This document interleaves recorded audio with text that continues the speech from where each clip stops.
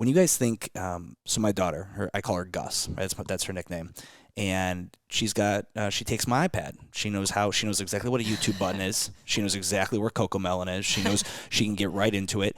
And I have this constant discussion with Gus's mom about using the iPad too much and social and all that. You guys are growing. You guys have an entire, this production studio essentially in here. How do you feel about social media in your kids' lives and that element as they age? Yeah, so we're not anti-screen. We try to limit it also. I mean, we live in this beautiful place. We have a beautiful backyard. Like, go play outside.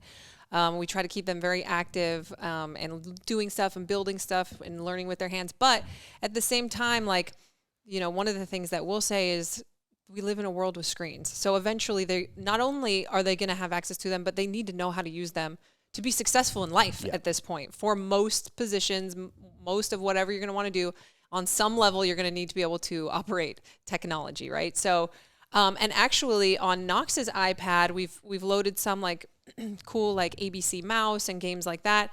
We took YouTube off because I don't know if maybe Gus is older and so she doesn't end up on some random stuff. I do the kids YouTube. Okay. Yeah. So take the regular YouTube off, but like there's a kids YouTube that's just Because the like silly shit. all of a sudden he'd be like watching like a dude playing with dolls, and you're like an adult man. Yeah. And you're Something just random. like, how did you get here? Yeah. And so we took YouTube off, and so he just basically has these like educational games. But I mean, he learns a lot from them. He's like talking about the Golden Gate Bridge and like the Great Wall of China and like all this stuff because he sees it on his iPad. And so obviously you got to pay attention to things that might be slipped in there or whatever that you don't agree with. And then as far as social media goes, I would like our children, and we've never actually discussed this, but like it's a tool for us. Maybe we put a lot of our lives on there. I don't think we put a lot of personal stuff on there. It's mostly we use it as a tool for our business, and we use it as a tool to connect people and with people in a positive way, and to not see it as I've said plenty of times that if we didn't have street parking, I probably wouldn't really post on Instagram anymore. I don't feel like I get a big sense of ego from it. I've lost more followers than anything based on the content that I've posted. We're not seeking validation through it. It's a marketing tool. Yeah. It's like getting a billboard. Yeah. And so hopefully they'll be able to see that. And then that's another reason why it's so important for us to be authentic, for our photos to not be super photoshopped and things like that, to where like when they get a certain age and they see it, like, that's not how my mom looks, and maybe I should want to look different and all of that stuff. We're very careful about that. We've never really talked about that though. Yeah.